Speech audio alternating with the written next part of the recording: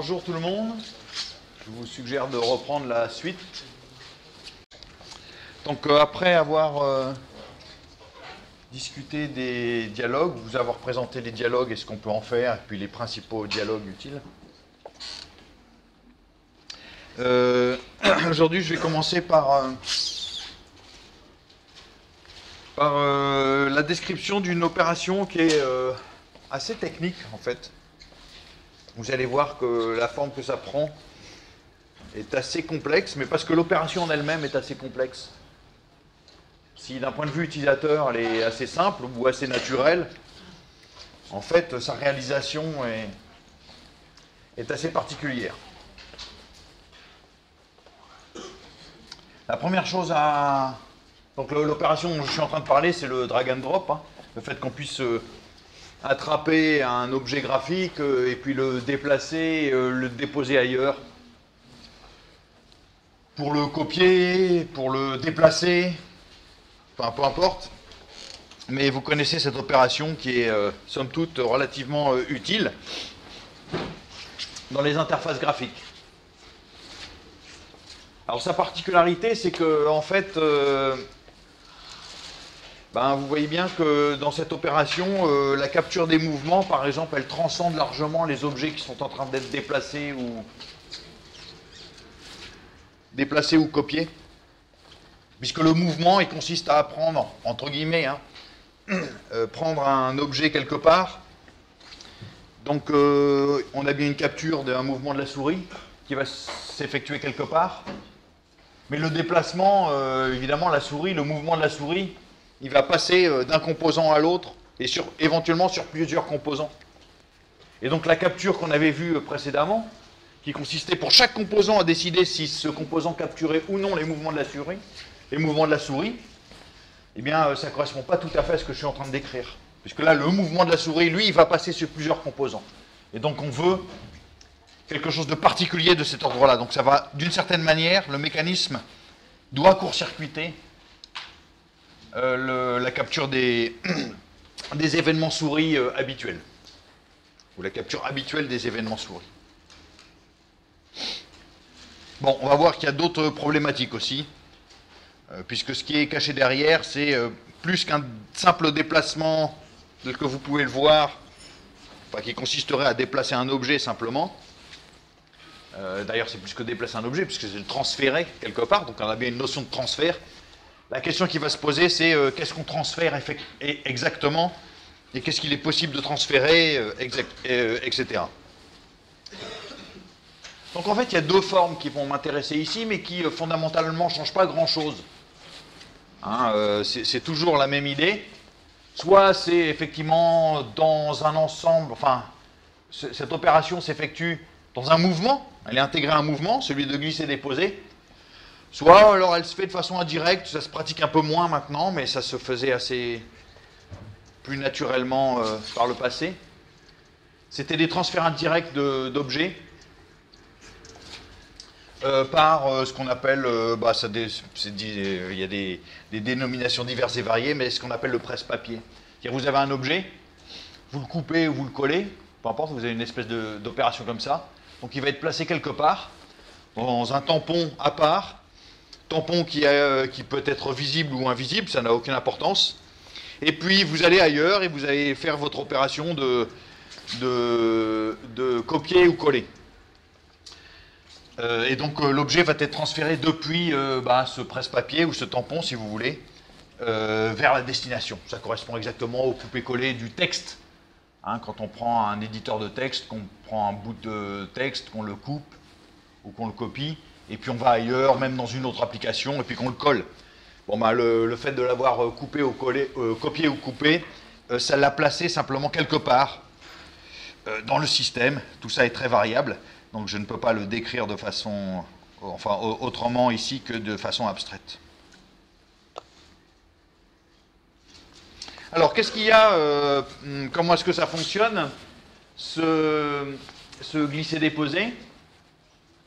Alors, la première chose, c'est que il y a évidemment un objet source, ou un composant source qui va être concerné par cette opération de glisser-déposer. Vous avez un composant source, Et puis peu importe ce que vous allez tenter de glisser, déposer, mais il y a nécessairement un objet qui est contenu dans un composant source que vous souhaitez glisser ou déposer. Ça peut être n'importe quoi, hein, un fichier, un bout de texte, ce que vous voulez, ça m'importe peu. Et donc la source, elle va être concernée par deux choses. Elle va être concernée par, en gros, le mouvement ou le déclenchement de l'action. Donc en général, c'est on appuie, enfin on a un appui sur le bouton et puis on a un déplacement qui suit. Donc on a un geste. Donc vous verrez qu'il y a la notion de drag gesture, donc un geste qui correspond à l'opération de glisser. Et puis la source va être donc la source qui est concernée par cette, dans laquelle on a détecté ce mouvement. Hein, elle doit aussi se préoccuper de ce mouvement a été détecté dans une certaine partie de ce composant. De quoi s'agit-il? Qu'est-ce qu'on cherche à glisser, à faire glisser, à déposer, à copier, à coller, ce que vous voulez.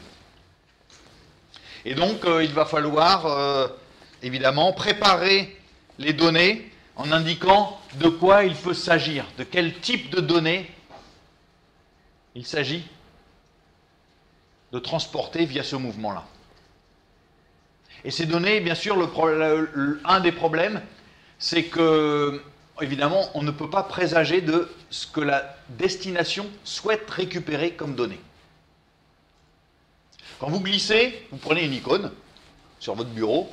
Voilà, ça va être difficile avec le Java, on verra plus tard pourquoi, mais quand vous prenez une icône sur votre bureau et que vous la déplacez dans une application, il peut se produire des tas de choses très différentes selon l'application justement dans laquelle vous déposez. Si c'est un fichier qui contient des images, si c'est une application qui sait gérer les images, souvent ce qui va se passer, c'est que l'image va être ouverte ou affichée par cette application, donc ça très bien. Mais il y a d'autres applications pour lesquelles, par exemple, si vous déposez dans un autre type d'application, alors je vais simplement vous donner un exemple, vous allez voir.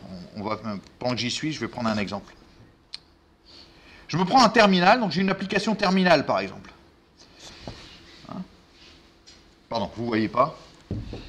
Et vous allez voir tout de suite. J'ai une application terminal, et puis je vais me prendre une image. Donc une image, c'est très simple, je vais m'en obtenir une tout de suite. Voilà. J'ai une image qui est ici, j'ai fait une image qui est la capture de mon écran. Si je déplace cette... si j'ai fait un mouvement de glisser-déposer dans une application, alors je sais pas, je vais voir si ça fonctionne, mais dans quoi est-ce que j'en ai une qui fonctionne ici? Mettons que je fais ça dans Safari, on va voir ce que ça fait. Si je déplace ça dans Safari, normalement, vous voyez, Safari reçoit ça, évidemment, cette opération de glisser-déposer, et dans le déposer, il s'aperçoit que c'est une image et qu'il va pouvoir l'interpréter. Donc il va l'afficher. Et vous avez là Safari qui a simplement affiché mon image. Rien de bien mystérieux, ici. Pour une autre, donc je fais la même opération cette fois, mais pour une autre application. C'est-à-dire que je vais déposer cet objet ailleurs, dans une autre application que Safari. Par exemple, dans le terminal. L'application terminal, elle ne sait pas afficher les images, ce n'est pas son but. Ce qu'elle manipule plutôt, c'est, je sais pas quoi, des noms de fichiers, des commandes et ce genre de choses. Si je fais ça dans le terminal... Ah, oui, il n'a pas voulu, ça c'est pas sympa. C'est raté. Il n'aurait pas dû. Ah, pourquoi il ne me fait pas ça aujourd'hui? Qu'est-ce que j'ai fait? Bon, j'en ai pris une autre. Hein, j'ai fait une autre opération, je ne sais pas pourquoi il n'a pas voulu celle-ci, c'est pas normal. Donc reprenons. Oublions pourquoi ça n'a pas fonctionné avec mon image, alors que ça aurait dû. J'ai pris un répertoire simplement. Ce répertoire, quand je le dépose dans mon terminal, eh bien, vous voyez ce qu'il a fait, c'est qu'il n'a pas cherché à l'ouvrir ou je ne sais pas quoi, simplement il en a pris la référence. Bon, il aurait dû le faire pour mon image, je ne vais pas chercher ici pourquoi, mais je résoudrai le problème plus tard. Et puis, donc, ça veut dire quoi? Ça veut dire qu'en fonction de la destination, il va se passer des choses différentes. Mais la source, elle, ne peut pas présager a priori quelle sera la destination. Elle ne sait pas s'il va falloir exporter un texte qui correspond au chemin de l'objet, ou s'il va falloir exporter les données contenues par l'objet, ou je ne sais quoi d'autre. Hein? une version icône de l'image, ou peu importe. D'accord? Donc en tout cas, tout ce que peut faire éventuellement la source, eh bien, c'est préparer l'export des données en essayant d'envisager des scénarios possibles. Donc en fait, ce qu'elle va faire essentiellement, la source, elle va se contenter d'offrir un panel de possibilités. Hein, elle va dire, ah bah, je sais que cet objet-là, eh bien, si on me demande de l'avoir en version texte, je saurai quoi faire. Si on me demande de l'avoir en version image, je saurai quoi faire. Si on me demande de l'avoir en version je ne sais pas quoi, je saurai quoi faire. Bien, ça c'est la source. Et puis ensuite, il y a la destination. Donc la destination, elle va... donc la destination de l'opération déposée. Alors le problème, c'est que la destination, justement, c'est toujours pareil. Vous avez un geste dynamique. La destination, elle est déterminée dynamiquement. Vous passez sur une application, alors là, vous allez avoir un symbole qui vous explique que vous allez pouvoir déposer, mais vous traversez cette application, vous passez sur une autre, et là, vous allez avoir le symbole qui va réapparaître sur cette nouvelle application, vous invitant éventuellement à déposer. Donc il y a aussi quelque chose de très dynamique qui va s'effectuer au fur et à mesure du développement du geste. Et donc à chaque fois que vous allez passer sur quelque chose, eh bien, sur une application, disons essentiellement, ou sur un composant, eh bien ce composant, enfin plutôt le drag and drop, il va demander au composant si le composant est d'accord pour recevoir cet objet-là. Hein, bon, je ne sais pas si dans le mouvement on va réussir à le voir, parce que là je suis en train de parler du drag and drop Java, qui n'est pas toujours complètement intégré au drag and drop global, mais peu importe, on va essayer.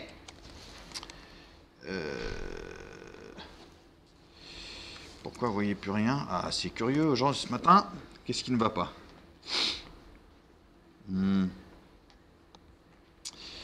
Voyons voir. Mais qu'est-ce qu'il me fait ce matin? Alors, j'ai fait une bêtise.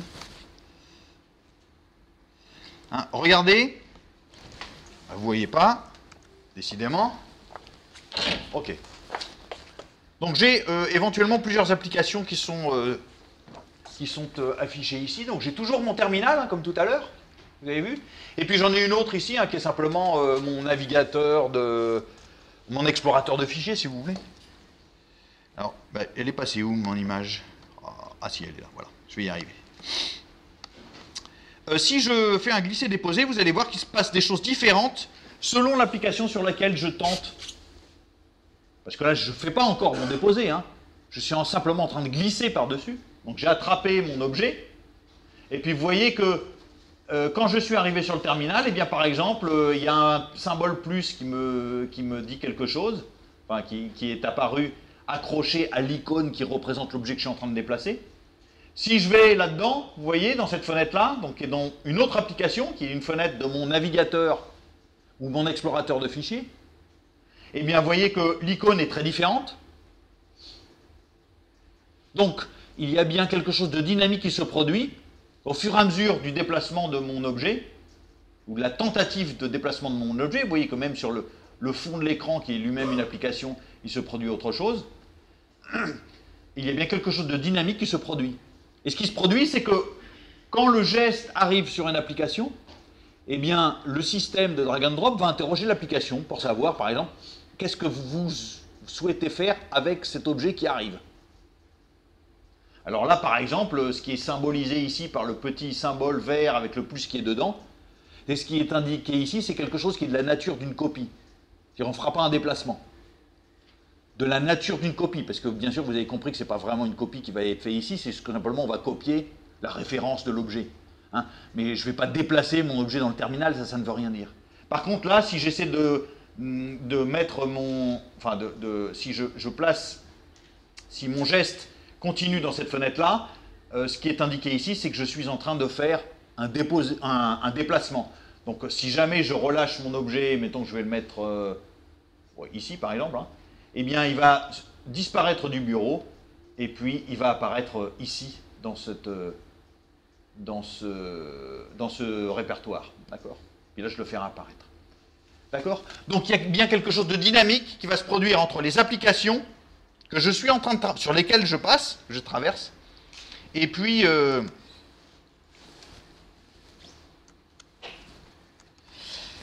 et puis l'opération de drag and drop. D'accord? Et donc, le mécanisme, hein, c'est simplement c'est du polling, c'est-à-dire à chaque fois que vous vous déplacez, qu'un petit mouvement apparaît sur une fenêtre, que le glisser apparaît sur une fenêtre, eh bien on va interroger l'application pour savoir est-ce que tu veux, est-ce que tu veux, est-ce que tu veux. Sachant que c'est important de le faire à chaque fois qu'il y a un mouvement, parce que bien sûr, l'opération peut dépendre de la position dans l'application. Peut-être que vous avez le droit de déposer un truc en bas à droite dans la fenêtre, mais pas en haut à gauche. Donc il faut systématiquement, à chaque fois qu'il y a un mouvement, réinterroger l'application pour savoir, tiens, tu veux faire quoi? Non seulement pour savoir est-ce que l'opération est autorisée, mais en plus, quelle est la nature de cette opération. Peut-être qu'en haut, en gauche, dans la fenêtre, eh bien, ça représenterait plutôt une opération de l'ordre de la copie, et puis en bas à droite, ce serait plutôt quelque chose de l'ordre du déplacement. Hein, voilà. Et puis une fois que l'opération est choisie par l'utilisateur, hein, eh bien sûr, on va effectuer l'import des données. Il va bien falloir importer les données pour de vrai. Tout ce qui est fait entre-temps, c'est que bien sûr, on ne fait que préparer l'export des données, mais on ne va pas exporter les données dès que l'utilisateur fait un mouvement de glisser, dès qu'il initie le mouvement. On va attendre qu'effectivement il réalise le mouvement jusqu'à sa fin. Parce qu'il peut décider d'interrompre l'opération en plein milieu. Finalement, il peut ne pas vouloir exporter les données, ou déplacer, ou glisser, ou je ne sais pas quoi. Donc, on ne va pas commencer par exporter les données dès le départ, on va juste préparer ce qu'il faut pour qu'ensuite l'import des données soit éventuellement réalisé. D'accord? Alors ça va faire intervenir, vous allez voir, plusieurs classes, hein, et dont l'intrication n'est pas forcément toujours très claire, mais la complexité de ce mécanisme fait intervenir plusieurs classes. Alors la première chose, c'est que vous avez une classe qui est le transfer handler. D'accord? Alors le transfer handler, c'est ce qui va justement gérer ces opérations, hein, de transfert entre une source et une destination. D'accord? Alors pour que ça fonctionne, pour que vous puissiez réaliser un drag and drop, eh bien, il faut associer à un composant un transfer handler. D'accord? Alors vous avez, pour la classe JComponent, une méthode setTransferHandler qui, comme son nom l'indique, permet d'associer un transfer handler. D'accord? Lequel gérera un drag and drop ou un glisser-déposer, comme vous voulez. Alors, peut-être la première chose, c'est le côté du dépôt. Bon, donc maintenant vous avez compris, il y a le côté source, mais il y a aussi le côté dépôt. Hein. Donc, qu'est-ce qu'il faut faire du côté du dépôt? Côté du dépôt, si vous souhaitez recevoir des données depuis une opération drag and drop, eh bien, il faut décider si à chaque instant, si vous êtes prêt à recevoir des données, oui ou non. Et puis, si jamais vous dites que vous êtes prêt, alors il n'est pas impossible que des données soient transférées à un moment ou à un autre. D'accord? C'est pas parce que vous dites que vous êtes prêt que des données vont être transférées, puisque entre-temps, l'utilisateur pourra avoir éventuellement annulé son geste. Hein, il peut décider autre chose, finalement. Il a commencé à déplacer, mais il s'arrête. Donc pour recevoir des données, eh bien, vous avez des méthodes pour faire ça. Hein. Vous avez le canImport.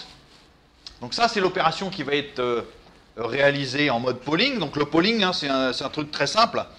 Vous voulez savoir si quelque chose est disponible, eh bien, vous allez voir. Si ce n'est pas disponible, vous repartez, et puis vous revenez un peu après, et vous recommencez à regarder.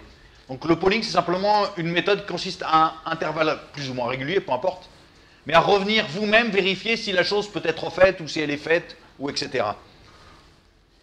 Donc vous n'êtes pas très habitué à cette technique-là, puisque c'est embêtant le polling, puisque en général, ce qui correspond, si on le gère mal, c'est de l'attente active. Hein. Vous allez voir intervalle régulier si la chose est possible. Si elle n'est pas possible, vous revenez et vous recommencez comme ça. Mais de temps en temps, il faut bien, il est nécessaire d'utiliser du polling, c'est plus efficace que de passer en mode bloquant par exemple, ou de gérer un mode non bloquant, enfin bref. Donc c'est ça le polling. Donc le polling du drag and drop, eh ben, il va appeler qu'un import. C'est-à-dire à chaque fois que tout d'un coup une opération de glisser-déposer est réalisée sur le composant sur lequel il y a un transfert handler, et ben celui-ci, hein, on va intervalle, enfin, oui, intervalle régulier à chaque mouvement, simplement tester si le composant accepte ou pas a priori un déposé à cet endroit-là. Donc il y a une méthode canImport qui va être interrogée, qui va être avec des données qui sont, enfin des paramètres qui vont lui permettre de décider, qui vont l'aider à décider si cette opération est faisable, et puis il suffit simplement de renvoyer vrai ou faux. En fonction du vrai ou faux, bien sûr, c'est ça qui va changer la nature de l'icône. Quand vous passez sur une fenêtre sur laquelle le déposé est interdit, eh bien en général, vous avez un symbole qui représente le fait qu'ici, vous ne pouvez rien déposer.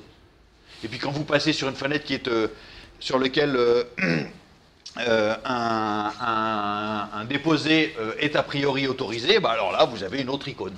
D'accord? Donc ça sert pour le drag and drop de savoir comment est-ce qu'il va falloir représenter le fait que c'est possible ou pas. Parce qu'il faut bien indiquer ça à l'utilisateur, il faut qu'il ait un retour. Hein, pour décider de lâcher ou pas le bouton, il faut qu'il ait un retour. Et puis, si ça fonctionne, bien sûr, il faut, enfin en tout cas, lorsque l'utilisateur a décidé d'importer les données, ou de les glisser, disons, ou de les déposer, pardon, je vais y arriver, de les déposer, si auparavant le canImport avait répondu vrai, alors vous aurez import data qui sera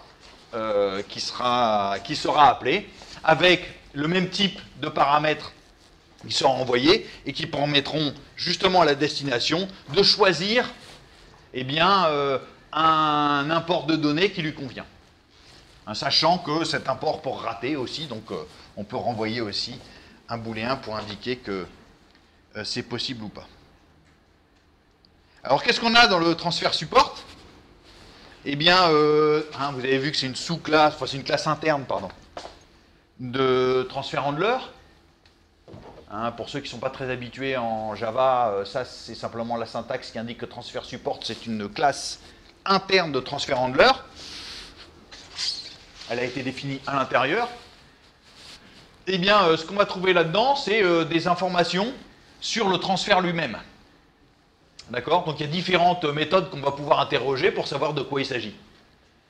Alors par exemple, on peut savoir si c'est une opération de déposer ou non. Ça, l'utilisateur, il peut le changer aussi. C'est pour ça que c'est important. Il n'y a pas que simplement le geste qui décide de la nature de l'opération. Est-ce que c'est un simple déposé qui correspond à un déplacement ou à une copie? En fait, on peut combiner ça avec d'autres choses. Par exemple, je vais encore essayer de montrer. Par exemple, vous voyez que tout à l'heure, qu'est-ce que j'ai fait? Quand j'ai pris l'icône de mon fichier et que je l'ai déplacé dans mon navigateur ou explorateur de fichiers. Alors là, l'opération qui avait été faite par défaut, sans que je fasse rien d'autre que cliquer, glisser, c'est une opération de déplacement. Comment est-ce que je peux faire une copie? Alors en général, vous avez une variante du geste, mais je peux décider à tout instant. Si je veux faire une copie ici, il suffit que je combine ça avec une touche de fonction. Hein, donc là, j'ai utilisé ma touche option. Et vous voyez que l'icône a été modifiée. J'ai fait le même geste, mais en même temps, j'ai récupéré la touche option. Et vous voyez que ici, ce qui est indiqué, hein, c'est un plus. Le plus m'indique que ce que je suis en train de faire, ce n'est pas un déplacement, mais une copie du fichier. Mais je peux changer ça à tout instant. Vous voyez que je peux changer la nature. Donc je n'ai toujours pas relâché le bouton de la souris, bien sûr. Donc je suis encore en plein milieu du geste, et à tout instant, je peux décider ce que je veux faire. Une copie, déplacement, une copie, un déplacement, je peux changer d'avis à ce moment-là.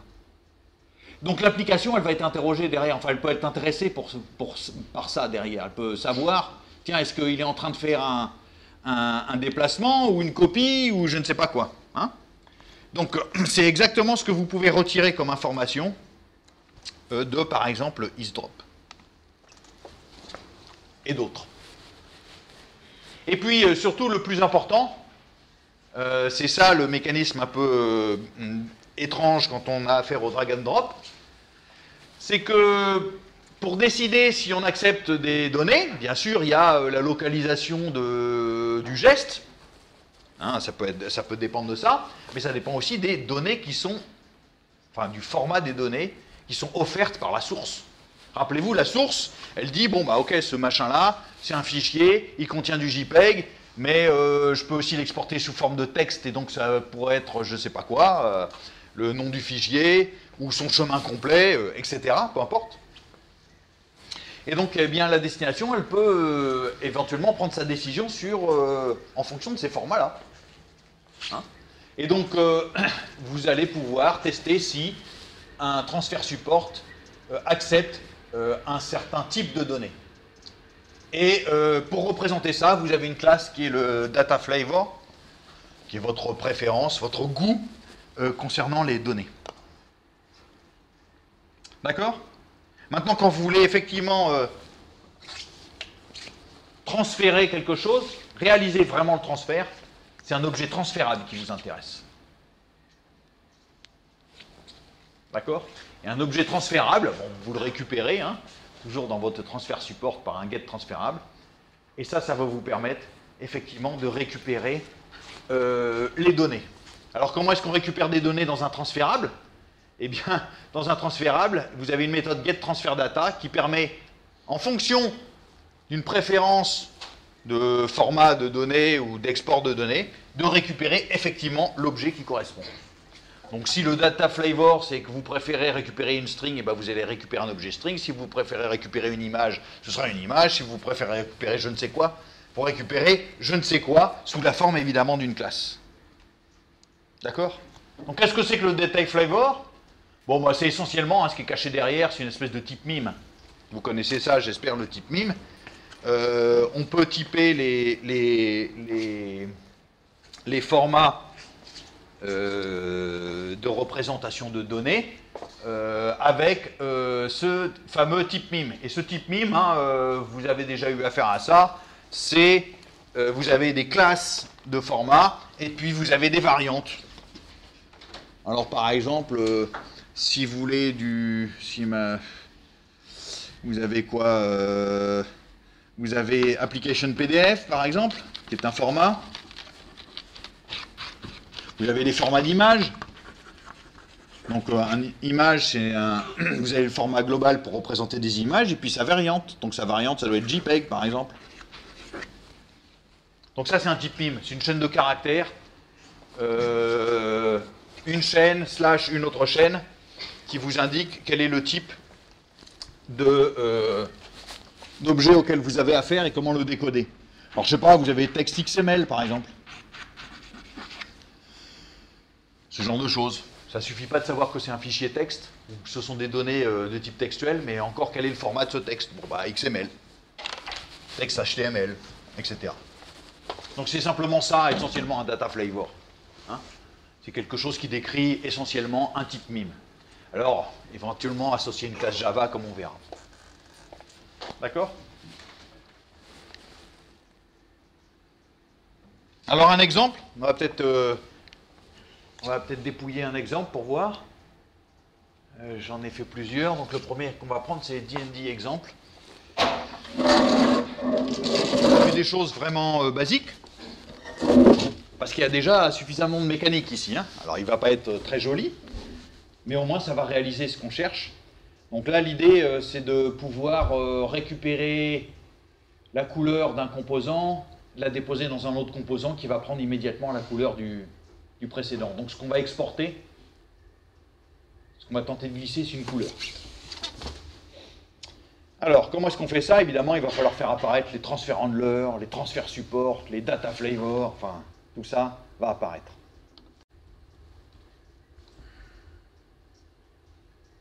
On va l'exécuter.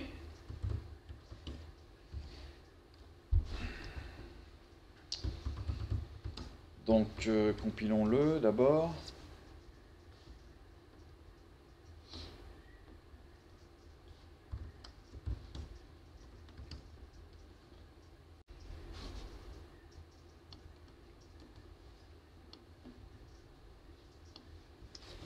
Donc, qu'est-ce que je fais ici? C'est assez simple. Vous voyez, j'ai un composant, le gros carré bleu que vous voyez, c'est un composant que j'ai créé. Enfin, c'est pas très difficile, maintenant vous savez le faire. Hein. J'ai fait une sous-classe de JComponent, j'ai redéfini une méthode Paint. Dans ce composant, en plus, j'ai une couleur qui est la couleur qui me sert à dessiner le carré, et puis c'est tout. Simplement, ce que je vais rajouter maintenant, c'est la possibilité d'être la destination d'un glissé-déposé, dont la source m'offrirait une couleur. Donc si la source est capable d'exporter une couleur, je vais pouvoir déposer cette couleur dans mon composant. Et si je lâche, effectivement, le composant va récupérer cette nouvelle couleur pour se dessiner lui-même. Alors, qu'est-ce que j'ai pris comme source? Je n'ai pas encore voulu écrire une source. Pour l'instant, je ne me préoccupe que du dépôt, donc la destination d'une opération de glisser-déposer. Eh bien, j'ai pris un composant très simple qu'on a vu la semaine dernière, qui était un dialogue permettant de sélectionner une couleur, donc un JColorChooser. Et ce JColorChooser, il est bien fait, puisque évidemment, il vous permet effectivement de sélectionner une couleur, mais de le faire aussi, enfin en tout cas de déposer, d'utiliser un drag and drop pour sélectionner une couleur. Alors vous voyez que j'ai pris une des deux couleurs, donc le JColorChooser, il vous permet de sélectionner une couleur de fond ou une couleur d'avant-plan, peu importe, j'en prends une des deux, je vais dessus, je clique et vous voyez que apparaît à l'écran un différent symbole qui me permettent de dire que je suis en train de réaliser une opération de glisser-déposer ou un drag and drop. Bon, alors je ne suis pas forcément satisfaisant, je ne vois pas trop ce que je dépose, mais il se passe différentes choses, bon, peu importe, et je vais arriver jusqu'à mon composant. Donc vous avez vu qu'il y a plein de choses qui s'affichent derrière, peu importe, on ne va pas s'en préoccuper tout de suite. Mais vous voyez que quand j'arrive sur mon composant, un symbole est représenté. Si je lâche, j'ai décidé de déposer la couleur que j'avais prise initialement, qui était le rouge. Donc si j'en sélectionne une autre, ça va simplement colorier mon composant de la couleur adéquate. D'accord? Alors, ce qui est affiché derrière, c'est simplement justement beaucoup d'informations relatives à la mécanique du drag and drop. Et oui, forcément, il y a beaucoup d'événements qui sont générés. Donc si je reprends une autre couleur, que je vais dessus, vous voyez que il y a, alors vous ne le voyez pas forcément, mais ici, à chaque fois que je me déplace, bien sûr, comme c'est tout le temps le même message, il y a beaucoup de messages qui sont affichés, mais notamment, il y a plein de can import. Tant que je n'ai pas relâché, à chaque fois que je me déplace, on interroge le composant. Est-ce que vous acceptez d'importer cette donnée-là, oui ou non? Bon, là, visiblement, il répond oui. Il répond oui, parce que sinon, je ne verrai pas cette icône-là. J'aurai un symbole qui me représenterait le fait que ce n'est pas possible. Hein? Il répond oui, puis quand je le fais, eh ben, on a toute une négociation, vous voyez, avec l'import data, notamment. Puis au bout d'un moment, j'ai récupéré, finalement, vous voyez, le data flavor, j'ai vu que c'était une couleur, c'est ce qui m'intéressait, donc j'ai récupéré une Java WT Color, et puis j'ai récupéré effectivement cette couleur pour finir. Donc regardons le code pour voir comment que ça fonctionne.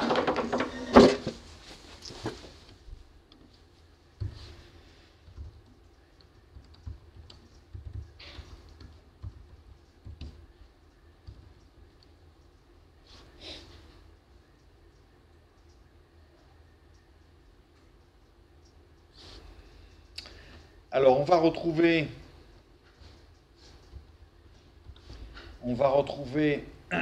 tout d'abord mon composant. Alors qu'est-ce qui fait mon composant? Voyons voir. C'est un panneau.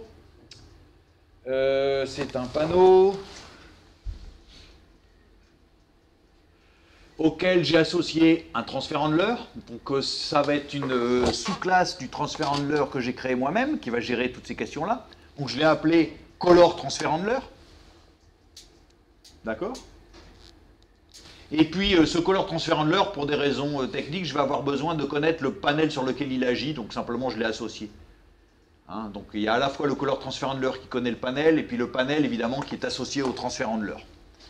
J'ai une relation, j'ai une association entre les deux instances. Une association qui peut être naviguée dans les deux sens. D'accord? Donc vous voyez, j'ai rien fait de particulier, j'ai d'ailleurs même pas pris une sous-classe d'un JPanel ou d'un JComponent, j'ai pris un JPanel direct. Simplement, c'est le transfer handler et toute la mécanique qui est derrière qui va modifier la couleur de l'objet. on suppose évidemment que la couleur va être simplement choisie comme étant celle du fond et le dessin du panel se fera de lui-même. Alors qu'est-ce qui m'intéresse ici? Bah, c'est le Color Transfer Handler. Hein, j'ai rien d'autre ici que mon interface qui est présente ici. Et puis simplement le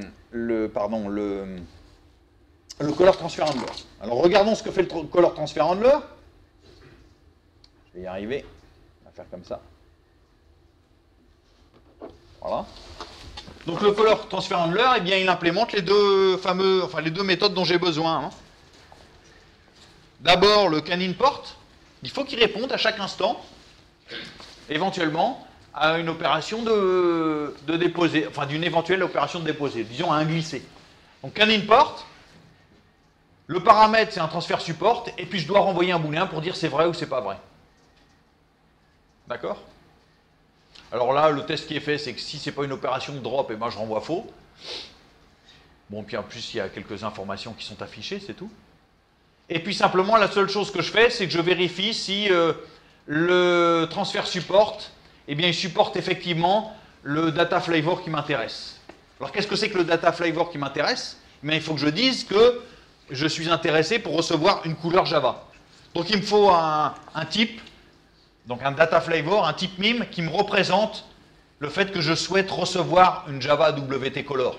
Le Color Chooser, il va me transférer des objets couleurs de Java. Donc simplement CDF, hein, c'est un data flavor que je me suis construit dès le départ. Donc peu importe ce que j'ai fait, mais ce que je souhaitais, c'était recevoir un Java WT Color, et le type MIME qui correspond, bah, vous pouvez le fabriquer de la manière suivante.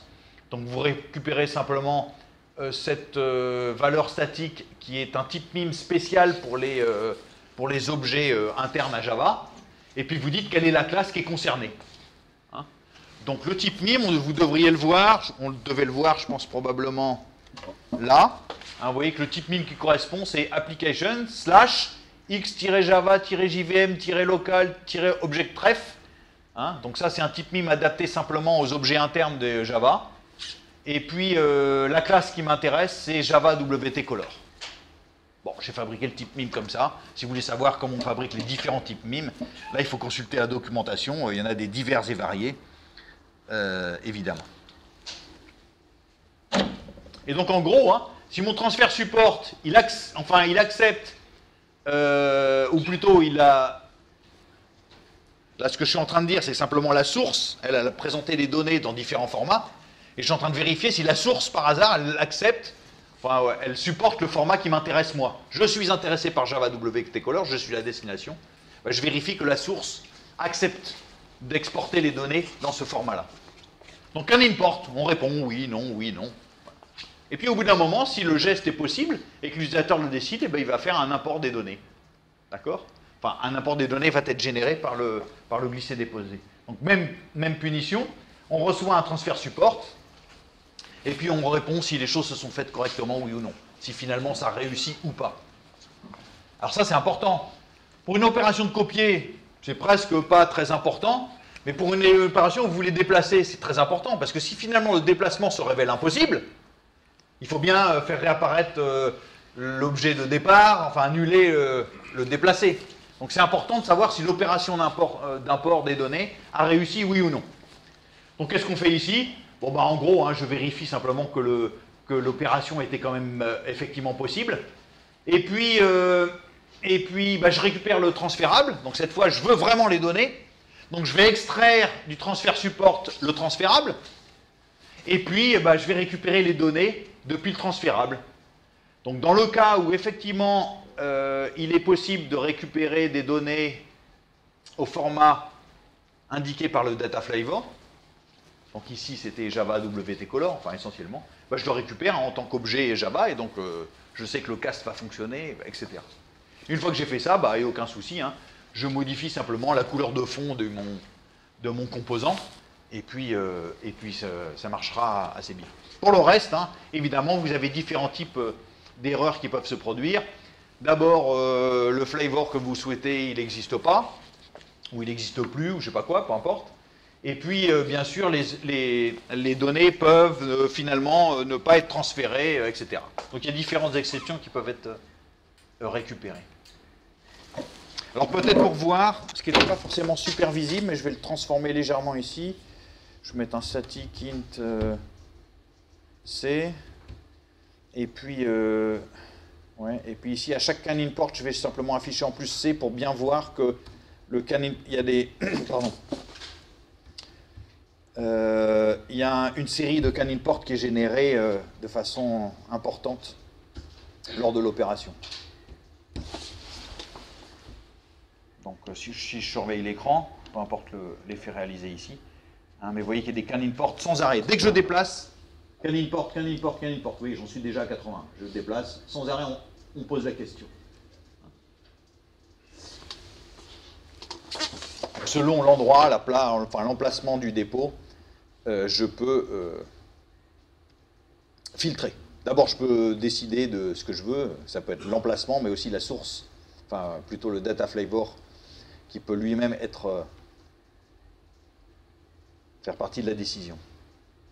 Alors, la seule chose que, au passage, vous n'avez peut-être pas vu, que je ne vous ai pas montré, mais c'est que pour que le color chooser accepte, disons, de déplacer une des couleurs par l'opération de drag, ben simplement il faut activer cette fonctionnalité-là. Par défaut, le color chooser il ne vous permet pas de glisser une couleur. Donc si vous voulez le faire, il suffit simplement de le positionner en mode drag enabled, avec le booléen adéquat. Et alors vous avez différents composants prédéfinis qui vous permettent, tous les composants ne peuvent pas être activés du point de vue drag, hein. Simplement c'est les composants prédéfinis comme le jcolor chooser, vous en avez d'autres, editor pane, file chooser, formatted text field, glist, jtable, jtextarea, jtextfield, jtextpane et jtree. Vous pouvez activer cette fonctionnalité oui ou non. Par défaut, ils n'activent pas, mais ils ne sont pas actifs pour le drag, comme source du drag. D'accord? Alors maintenant, ce qui va m'intéresser, c'est l'autre côté. Je vois comment réceptionner des données. Ce n'était pas super compliqué. Hein, il y a plein de trucs qui interviennent, je suis d'accord. Transfert handler, transfert support, transférable, data flavor. Mais vous voyez, la mécanique est simple. J'ai implémenté 2 méthodes.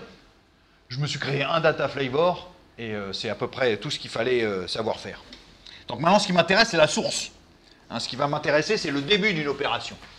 Là, pour le début d'une opération, la première chose technique, comme je l'ai dit tout à l'heure, c'est de détecter un mouvement qui va correspondre à quelque chose qui sera évidemment le début d'une opération de glisser. Et puis ensuite, bien sûr, il va falloir déclarer les données qu'on peut vouloir, sous lesquelles on va accepter, disons, d'exporter le format sous lesquels, les formats sous lesquels on va accepter d'exporter les données. Voilà. Alors, pour initier un glisser-déposer, très bien, vous détectez un geste utilisateur. Peu importe, il y a des tas de façons de détecter ça. Vous faites vous-même, et vous verrez qu'il y a des méthodes un peu plus simplifiées maintenant.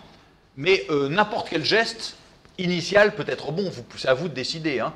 Vous pourrez très bien initier un glisser-déposer par appui sur une touche ou par une combinaison exotique. Ça n'a aucune importance.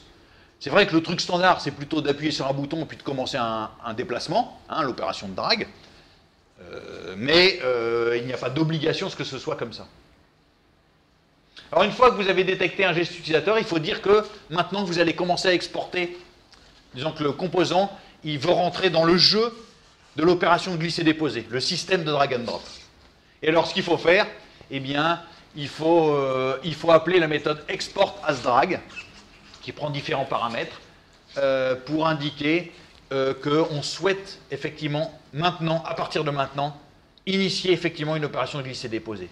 Et donc, du coup, évidemment, la capture, ça c'est très important, parce que la capture des événements, hein, elle est très différente. Donc maintenant, on ne va plus passer par une capture d'événements standard. On va laisser le drag and drop capturer les événements et les gérer comme bon lui semble. Hein. Il va falloir court-circuiter la capture habituelle des événements en déplacement de la souris.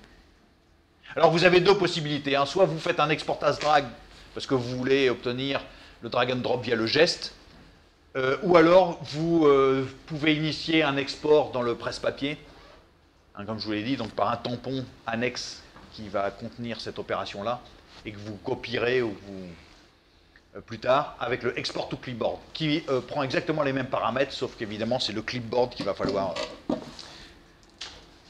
indiquer.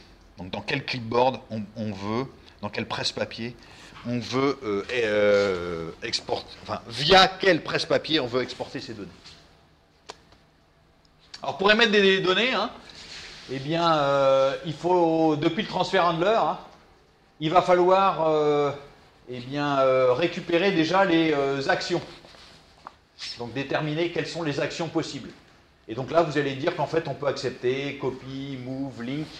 Et ça permettra éventuellement de laisser l'utilisateur choisir. Vous avez vu que dynamiquement, tout à l'heure, en plein milieu du geste, je choisissais est-ce que j'étais en train de faire une copie ou un move. Hein, donc ça, il faut pouvoir indiquer quelles sont les opérations qui seront a priori autorisées durant le geste. D'accord? Il faudra créer un transférable, bien sûr. Donc là, il y a bien un moment où il faudra créer le transférable, quand on voudra réaliser le transfert.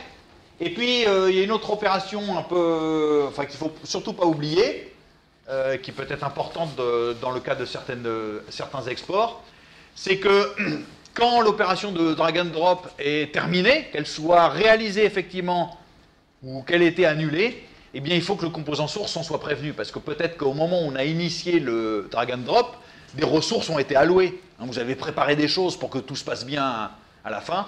Bah, quand c'est terminé, il faut peut-être libérer ces ressources. Donc vous avez une méthode export done qui va permettre de capturer cette chose-là. Alors là, pour le coup, le transférable, vous allez avoir différentes méthodes. Donc ça, le get transfer data, on l'a déjà utilisé de l'autre côté. Mais il y a aussi quels sont les data flavors qui sont disponibles pour le transférable. Et puis, ça, on l'a déjà utilisé aussi, c'est savoir si le data flavor est supporté ou non par le transférable.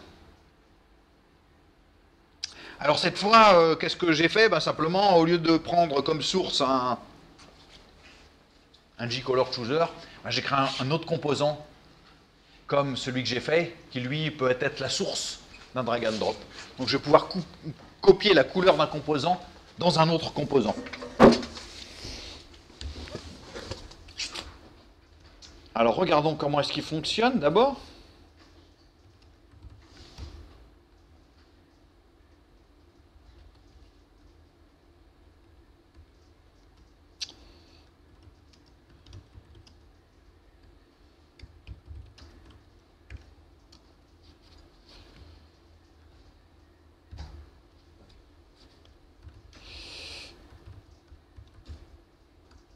Voilà. Je ne suis pas sûr que ce soit symétrique, mais je pense que c'est celui de droite qui est la source.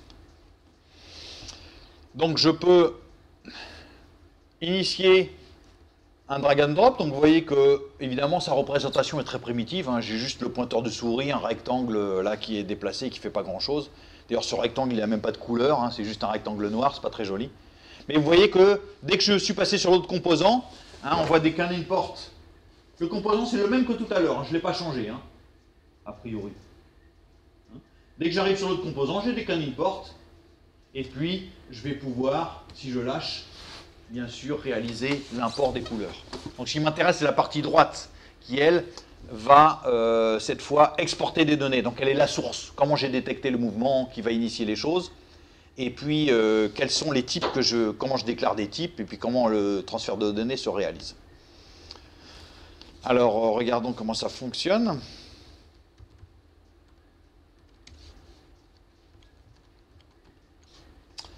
Donc,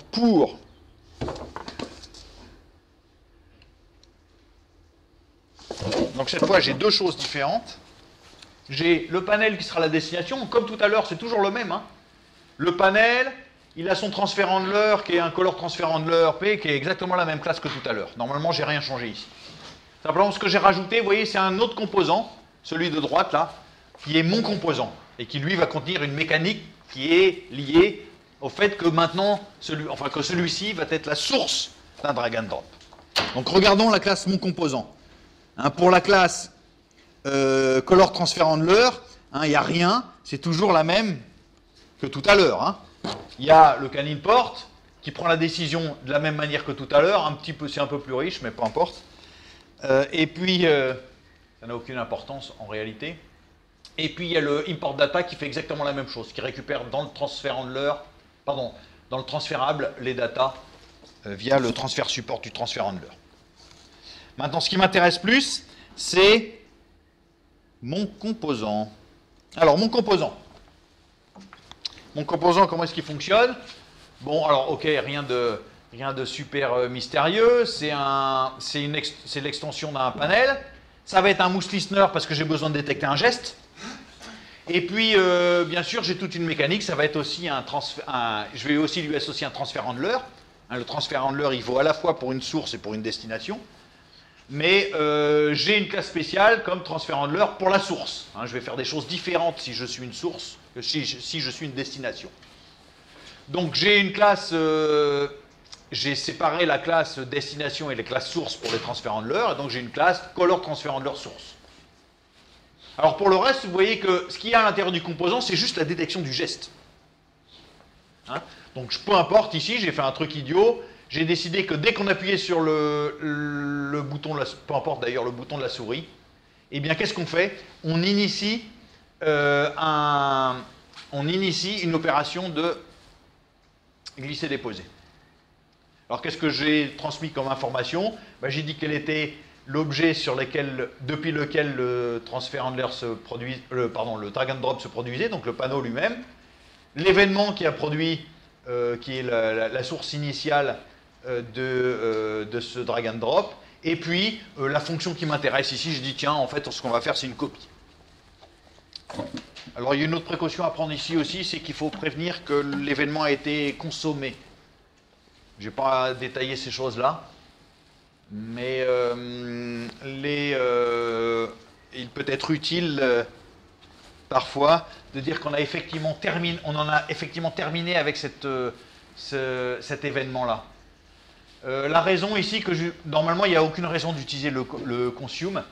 Simplement dans les drags vous avez tout intérêt à le faire parce que si vous ne faites pas ça, vous risquez d'avoir justement, je disais que tout à l'heure, les événements, hein, ils utilisent, ils vont être les événements de la souris, hein, ils vont utiliser un mécanisme différent de celui de la distribution habituelle. Donc justement, si je veux court-circuiter, j'ai intérêt à faire un consume. Si je ne le fais pas, je vais avoir des ennuis. Bon. Je peux avoir des ennuis. Donc, habituellement, vous faites un export à drag suivi d'un... et puis quand vous indiquez que cet événement a été consommé, donc il ne sera plus jamais... celui-ci est perdu pour le reste de l'application. Donc il n'y a rien d'autre dans mon composant. Je détecte simplement la source, je fais export as drag et j'ai démarré une opération de drag and drop. Donc maintenant, ce qui m'intéresse, c'est le color transfer handler source. Donc regardons ce qu'elle fait, la source. Color transfer handler source. Donc qu'est-ce qui fait le color transfer handler source? Bon, toujours pareil, hein, il y a un data flavor qui est caché là-dedans, parce qu'il va bien falloir que je dise quelle est. À un moment, il y aura bien une négociation avec la destination pour savoir, tiens, qu'est-ce qu'il veut, est-ce que c'est disponible, est-ce que je peux lui offrir ça? Et j'ai décidé que mon composant, ce qu'il exporte comme donnée, c'est justement un data flavor qui est la classe Java AWT Color. D'accord? C'est ça qu'il va faire. Il s'engage à faire ça. Donc je me suis créé ce data flavor. Et puis, comme indiqué, hein, j'ai rempli les trois méthodes qui étaient indiquées dans le color transfer handler. Donc, à la fois le get source action, la création du transférable quand c'est nécessaire, et puis la fin de l'export quand c'est nécessaire. Bon, à la fin de l'export, vous êtes d'accord, je fais rien, j'alloue pas de ressources, donc c'est juste un message pour montrer que y a bien un message done qui sera affiché quand j'aurai terminé mon opération. Bon, les actions sources, vous voyez qu'ici, j'ai rien fait de bien mystérieux. J'ai décidé que c'était la copie, mais ça pourrait être toute autre chose. Donc la seule chose intéressante ici, c'est en fait mon transférable. Bon, j'indique ici que c'est une copie de color que je fais. Et le transférable, quand on me demandera mon transférable, qu'est-ce que je vais faire? Je vais récupérer le background de mon composant source, et puis je vais créer un color transfer qui représentera justement le fait que ça déplace une couleur. Donc qu'est-ce que c'est qu'un color transfer? On va regarder. Ça va être un transférable. Color transfer, où est-ce qu'il est? Il est ici. Et lui, il implémente les méthodes que j'ai indiquées. Donc il faut que je dise là-dedans qu'est-ce que c'est que le transfert data. Donc si on fait un get transfer data là-dessus, alors donc ça c'est une méthode, je vous rappelle, qui va être appelée par la destination quand elle voudra vraiment récupérer les données. Et la destination, qu'est-ce qu'elle fait pour récupérer les données? Elle me donne un data flavor. Et donc je vais essayer de lui renvoyer un objet de ce machin-là. Donc bien sûr, je vérifie que le data flavor qu'il me demande, c'est bien un data flavor que je supporte moi. Donc, et si c'est le cas, simplement, je renvoie effectivement la couleur de l'objet. Hein. Le color transfer, il a été fabriqué avec une couleur donnée. Eh bien, je renvoie effectivement l'objet considéré si le data flavor, c'est bien un Java WT Color. Et puis, je donne les méthodes adéquates pour aussi la destination, hein, qui elle pourra savoir est-ce que, par exemple, ce format est supporté. Donc, si vous avez un transférable, eh bien, vous pouvez savoir si le data flavor est supporté, oui ou non. Et puis, vous pouvez aussi, si vous avez un transférable, récupérer la liste des formats supportés. Parce que vous pouvez très bien faire quelque chose d'extrêmement compliqué à la destination. Hein. Vous pouvez lui dire qu'une fois qu'il a relâché, vous dites à l'utilisateur, ah oui, mais vous voulez importer sous quel format, par exemple? Pourquoi pas? Donc, il peut avoir besoin, éventuellement, de récupérer la liste des data flavors disponibles pour ce transférable. Voilà, hein, il n'y a rien de plus ici. Alors, on devrait voir les différentes interactions, et notamment, ce qui m'intéresse, c'est les dernières. Hein, vous voyez que quand il y a eu l'import data, donc une fois qu'on a fait la série de can import, il y a eu un import data. Le import data, il a récupéré le transfert data, et puis on a fait l'échange qui va bien avec les... Là, je n'ai pas mis tous les détails, évidemment, ce serait un peu lourdingue. Et puis, une fois qu'on a terminé l'opération, on prévient la source que tout est fini, et donc la source fait son down. OK?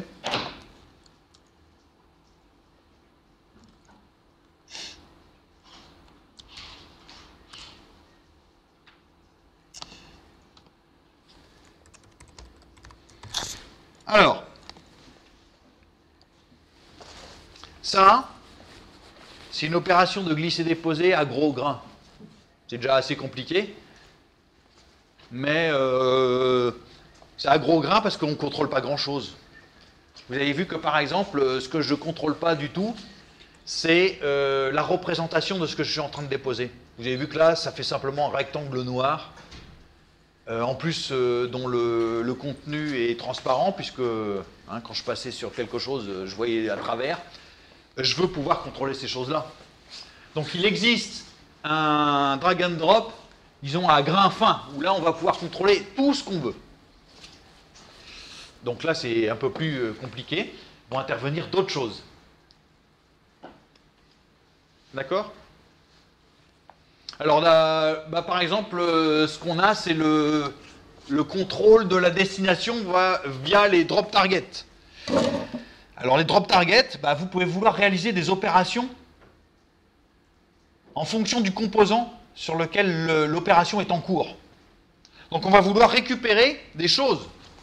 Par exemple, est-ce que l'opération entre dans le composant, elle sort du composant, ça passe par-dessus le composant, etc. Hein, rappelez-vous que quand je passe sur une certaine application, c'est une certaine icône qui se produit, sur une autre c'est une autre. Donc bien sûr, on peut vouloir capter ça. Qu'est-ce qui se passe quand l'opération arrive dans une application, enfin sur un composant, où on sort, etc. D'accord? Ça, on va le contrôler là-dessus. Alors par exemple,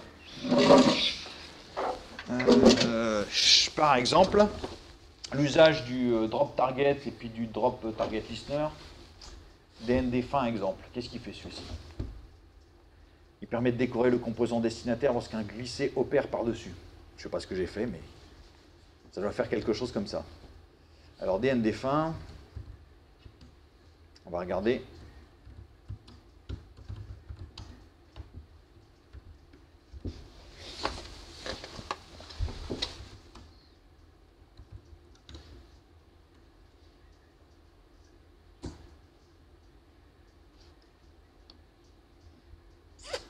Voyons voir, qu'est-ce que ça fait. Je sais pas. Power. Si je prends une couleur ici. Ah. Vous avez vu ce que ça a fait, c'est que ça a modifié le composant de destination.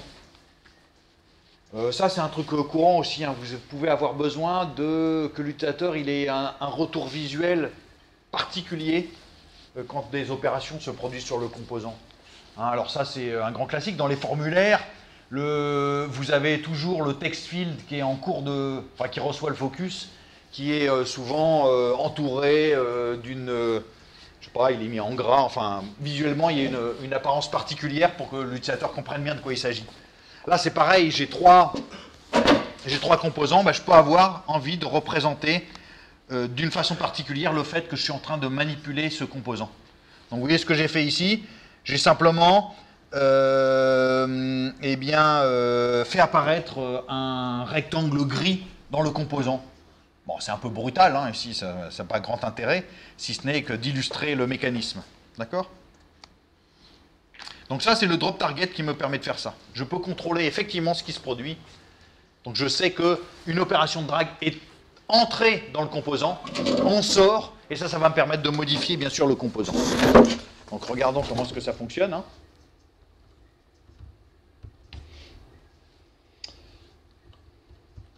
Alors, ici, qu'est-ce que j'ai? J'ai simplement donc ma classe, mon composant. Hein.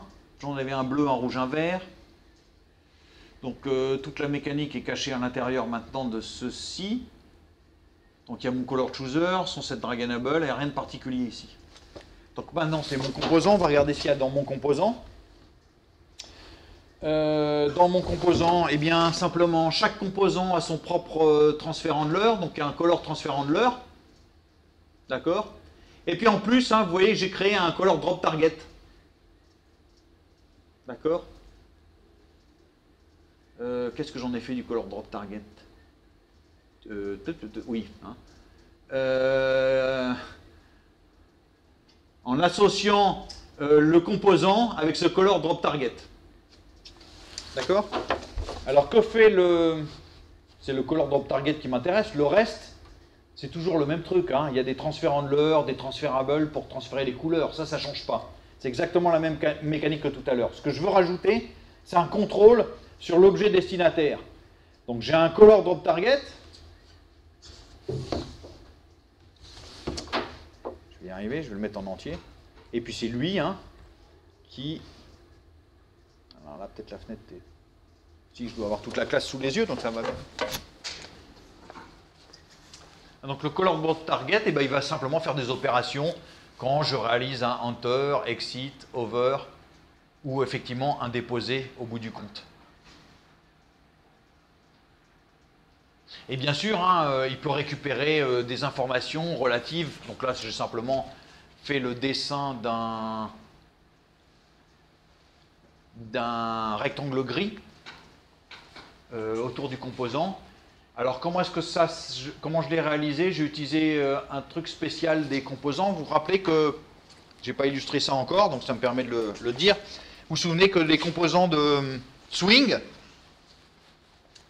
en fait, ils n'utilisent plus la méthode de paint. Normalement, c'est découpé en trois.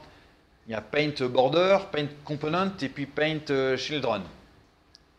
Donc en fait, il y a bien une méthode paint, mais cette méthode paint, elle appelle dans l'ordre paint component, paint border et puis paint children. Non, ou là. Ah, oui, c'est ça. D'accord? Donc on commence par peindre le composant, ensuite on rajoute le bord, et ensuite par-dessus tout ça, on va rajouter le dessin des composants qui sont contenus. Et en fait, on peut... Donc effectivement, vous avez le droit de surcharger le paint border, hein, et le paint border, qu'est-ce qu'il fait? Il est censé justement mettre de la décoration éventuellement autour d'un composant. Alors il y a des bords prédéfinis en fait qui existent, vous avez des classes qui permettent de représenter des bords avec des effets divers et variés. Là j'ai pris un bord qui est vraiment le bord le plus stupide. Donc le bord le plus stupide que j'ai pu prendre, c'est un bord qui est simplement une ligne d'épaisseur 50 et de couleur grise. Voilà. Là c'est pour que ce soit bien visuel. Et simplement sur le composant, vous voyez que quand je fais drag under, eh bien je associe à ce composant un bord. Et puis quand je fais un drag exit, eh bien je remets l'ancien bord s'il y en avait un qui existait. Donc là, visiblement, sur ce composant, il n'y avait pas de bord ou qu'il y avait un effet nul. Voilà. Et ça a quoi comme effet? Bah, évidemment, hein, ça veut dire que là-dedans, il y a un algorithme particulier qui va afficher, qui va afficher un cadre d'épaisseur 50 et de couleur grise, et qui sera appelé par paint border de ce composant-là. D'accord? Paint border, s'il y a un bord, il va appliquer l'algorithme qui est contenu dans le border, s'il y en a un. D'accord? Donc ça, c'est la première chose. Hein. Je peux réaliser des opérations comme ça, je peux déclencher des opérations spéciales sur le composant destinataire. Ce qui n'était pas la même chose avec le gros grain. Hein. Tout à l'heure, je ne pouvais pas. Vous pourriez dire, mais en fait, tout à l'heure, on avait déjà, on pouvait savoir. Non, la seule chose que vous pouvez savoir tout à l'heure, c'est qu'il y avait un canning port. Mais vous ne savez pas si c'était le premier, le deuxième, le 20e ou le 100e. Alors bien sûr, vous pouvez mettre un compteur et faire ce genre d'astuce, mais entre le moment où vous rentrez et vous sortez, ça c'était indétectable dans le glisser-déposer. Dans le mécanisme à gros grains, vous rentrez, vous avez un canning port, vous sortez, bon très bien, il se passe autre chose, vous revenez 10 minutes plus tard, toujours dans le même geste, vous avez un second canning port. Vous ne pouvez pas savoir que la souris était sortie du composant. Hein. Là, la différence, c'est que le drop target, il vous permet de savoir quelles sont les opérations souris qui sont intervenues sur le composant. Alors, ce n'est pas les opérations souris standards, hein, c'est celles concernant un drop. C'est pour ça que ça ressemble, hein, drag hunter, drag exit et drag over, ça correspond en gros au mouse hunter, mouse excited, etc. que vous aviez dans les déplacements souris.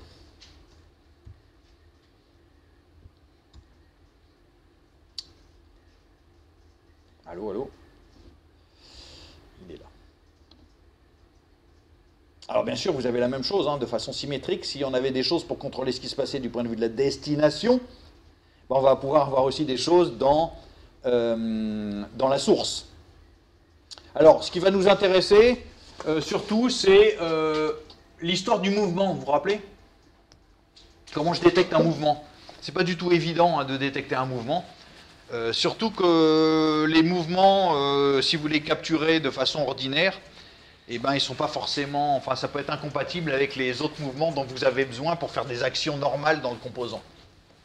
Alors depuis, je ne sais pas quelle version de Java, mais depuis au moins 2 versions, donc au moins 1.5 ou 1.6, je ne sais pas trop. Vous avez une classe spéciale pour détecter les gestes. Eh bien, cette classe, comme son nom l'indique, hein, c'est Drag Gesture Recognizer. Donc, c'est une classe qui permet de reconnaître un geste lié au drag and drop. C'est pas du tout évident. Hein, contrairement à ce que vous croyez, c'est vrai que tout à l'heure, j'avais fait un geste idiot, qui n'est d'ailleurs pas le bon geste, parce que le geste tout à l'heure, ça correspondait à j'ai juste cliqué. Ça déclenchait le drag. Mais en général, c'est pas ça. Hein, il faut attendre d'autres événements qui suivent. Donc, pour rendre les choses portables, vous avez une classe Drag Gesture Recognizer qui permet de faire ça. Alors, comment est-ce qu'on récupère un Drag Gesture Recognizer? En fait, il n'y a qu'une seule façon de le faire, c'est via un drag source. Donc ça concerne bien la source. C'est pour ça que vous avez une classe drag source, depuis laquelle vous pouvez éventuellement récupérer un Gesture Recognizer si vous en avez besoin.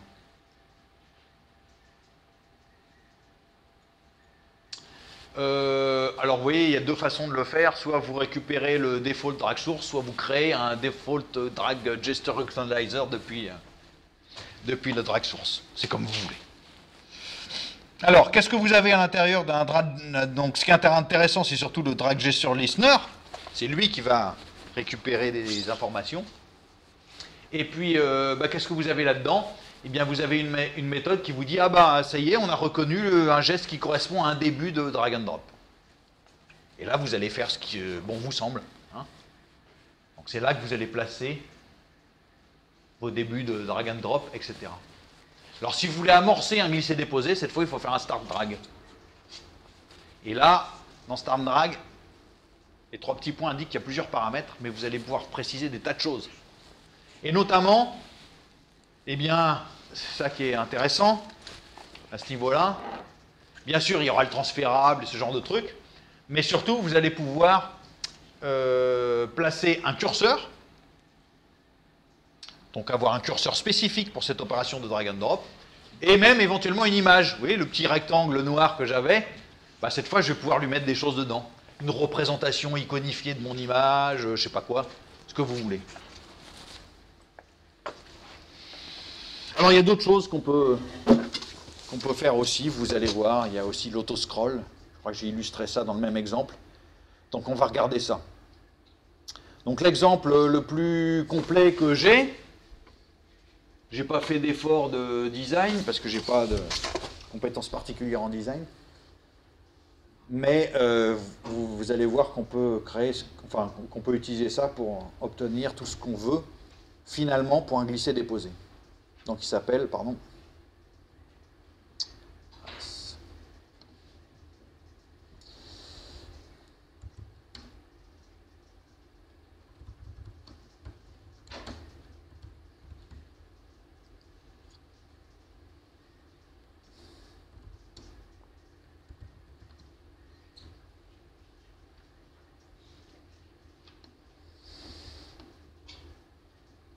Alors, vous voyez la différence? Donc cette fois, ce qui m'intéresse, bon, bien sûr, j'ai toujours le même,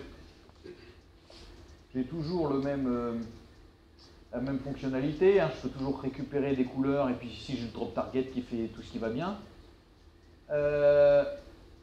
Donc vous voyez que ici, contrairement à ce que je disais, il ne se passe rien. J'ai toujours ce rectangle, toujours aussi moche, c'est-à-dire que bien que j'ai tenté de déplacer la couleur rose depuis le G-Color Chooser, j'ai toujours un rectangle là qui correspond à rien.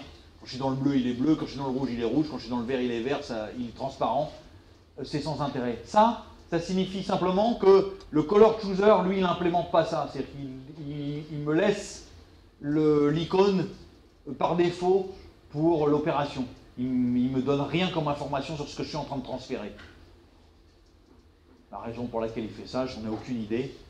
Mais par contre, moi, donc cette fois, j'ai transformé mes composants de telle sorte que non seulement ils soient la destination, mais en plus ils soient la source d'un glisser-déposer, et que bien sûr, ce qu'ils vont exporter, comme vous allez le voir, c'est si je prends la couleur rouge depuis mon composant rouge, eh bien ce que j'exporte, vous voyez, c'est un carré rouge.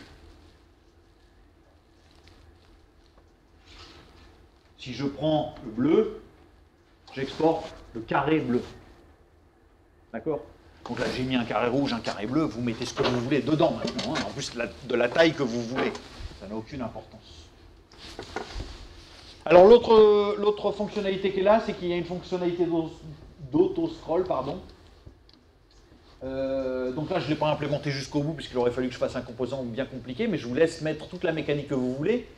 Mais il y a quelque chose d'important dans le drag and drop, c'est que si vous voulez déposer quelque chose dans un composant qui est du type, qui a une fonctionnalité de scrolling, vous avez une liste d'objets qui est gigantesque, donc elle ne tient pas sur l'écran et vous avez simplement une fenêtre qui vous permet de vous déplacer là-dedans, avec une barre de défilement.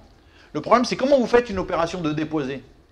Ce que vous voulez faire, c'est que de temps en temps, quand vous déposez, vous avez toujours dans le même geste la possibilité, quand vous allez sur un des bords du défilement, en haut ou en bas, si je fais un défilement vertical, et bien tout d'un coup, le composant par derrière va se mettre à défiler pour vous permettre de faire le déposer à la place qui vous intéresse. C'est ça la fonctionnalité d'autoscroll. Donc je l'ai faite ici, je l'ai implémentée ici, et on va le voir comment est-ce qu'il fonctionne. Par exemple, si je dépose là, il ne se passe rien. Alors attendez, je vais juste nettoyer l'écran pour que on voit bien que ce n'est pas des vieux messages qui traînent. Mais, donc quand je déplace au plein milieu, il n'y a rien de spécial. Évidemment, hein, il n'y a aucun effet visuel qui est fait ici. Juste le fait que j'ai détecté le fait que je veux faire de l'autoscrolling. Et puis à un moment, vous voyez, quand je me déplace dans la barre, vous voyez ce qui se passe? J'ai un autoscrolling qui est fait ici. D'accord? Quand je me remets dans la zone centrale, je dis que j'arrête. Donc on peut imaginer que ça me permettrait de déplacer la barre de défilement et le composant qui est en dessous, blablabla. Okay, libre à vous ensuite de décider comment implémenter des fonctionnalités de type accélération, parce que vous savez peut-être aussi que la finesse avec laquelle vous vous éloignez du centre permet de sélectionner la vitesse de l'autoscrolling. Il n'y a pas de vitesse automatique dans l'autoscrolling, il vous dit vous êtes en mode autoscrolling, mais vous voyez qu'ici je récupère je récupère la position. En même temps, je sais que je suis en auto-scrolling, mais en même temps, j'ai la position du curseur à ce moment-là. Donc je peux décider, par exemple, si je suis très en bas, ça va faire un scroll rapide. Si je suis un peu plus ici, un scroll lent. Bon, j'ai rien implémenté de tel ici, mais libre à vous d'imaginer ça. Alors regardons maintenant ce qu'il y a là-dedans. Puisqu'il y a à peu près tout ce qu'on peut vouloir faire.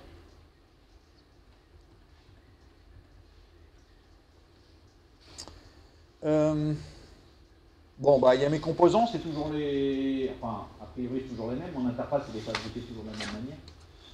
Mes 3 composants du type mon composant, il y en a un qui est par défaut bleu, un rouge, un vert. Mon color chooser, très bien, qui est en mode drag enable true. Et puis, bon, mon composant, il a toujours la même tête.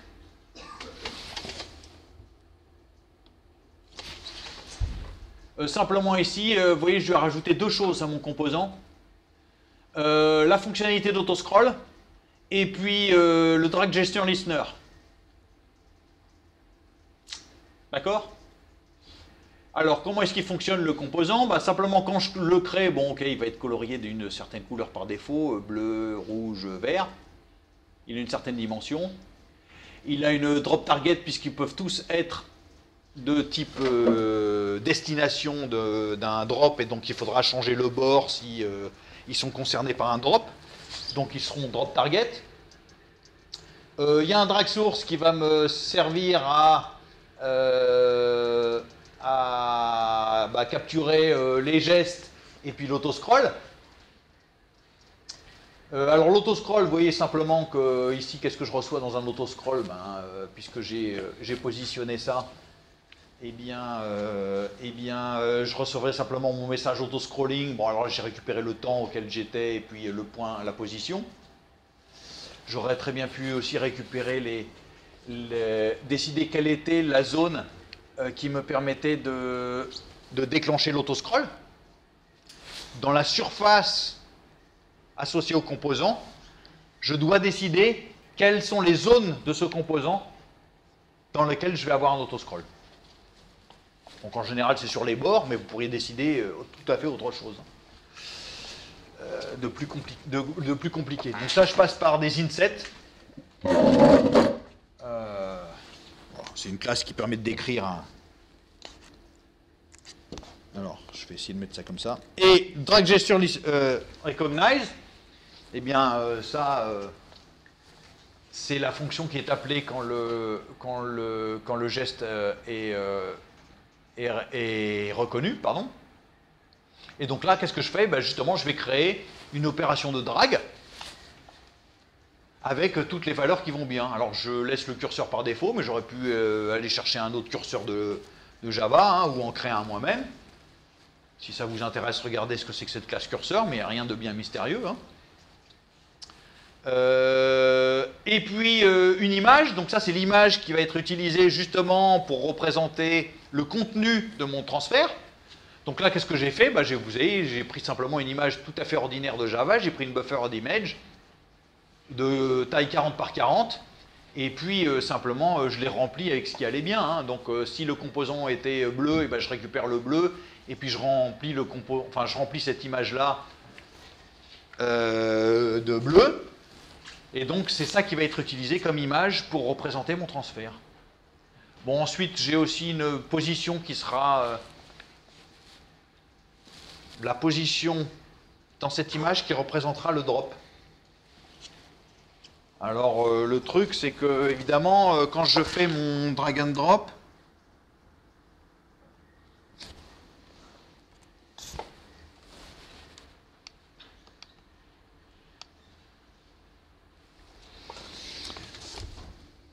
j'ai un graphique ici, un graphisme qui me permet de représenter mon opération. Le problème, c'est que dans cette zone graphique, quel est le point qui représente le point qui correspondra au point où je veux faire le déposer? C'est comme un curseur. Dans le curseur qui est ici, dans un curseur ordinaire, je prends un curseur tout à fait ordinaire, c'est évidemment la forme de ce curseur vous indique que normalement, la pointe de la flèche, ça désigne justement le point où vous êtes. Et ça, c'est une convention, j'aurais pu décider tout à fait autre chose. Simplement que celui qui a dessiné le curseur, il a associé ces choses-là. Non seulement il y a l'image du curseur, mais aussi il y a le point de référence associé au curseur. Vous savez qu'il y a d'autres curseurs possibles. L'autre curseur classique, c'est la croix, pour les dessins fins. Celui-là, on ne le considère pas comme étant un curseur assez fin, mais quand on a besoin de précision, il existe ce curseur-là qui vous permet juste de voir que le point de référence, il est bien au milieu.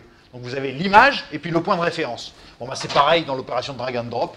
Il faut décider quel est le point de référence. Donc ne me demandez plus les détails, mais pourquoi est-ce que j'ai mis moins 40, moins 40 il faut regarder la documentation, mais c'est probablement que le point de référence n'est pas placé comme on le croit habituellement. Ok. Et puis j'ai simplement mon color transfert, comme d'habitude. C'est le même color transfert que j'avais auparavant. Donc il me permet de transférer simplement la couleur. Le drop target, c'est le même que tout à l'heure, ça change simplement le bord. Le color transfert, c'est toujours le même.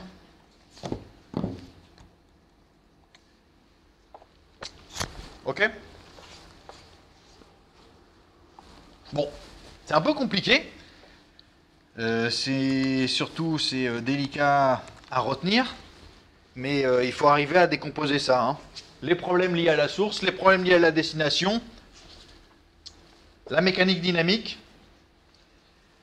le protocole d'échange et de conversation, enfin le protocole de conversation qui permet de déterminer si on a un bon type qui correspond, qui est exporté, et puis le transfert lui-même. C'est pour ça qu'il y a toutes ces classes. Après, le détail grain fin, gros grain, c'est un peu de la décoration, ça peut s'ajouter à la fin. Vous voyez que j'ai rajouté ça tout à la fin.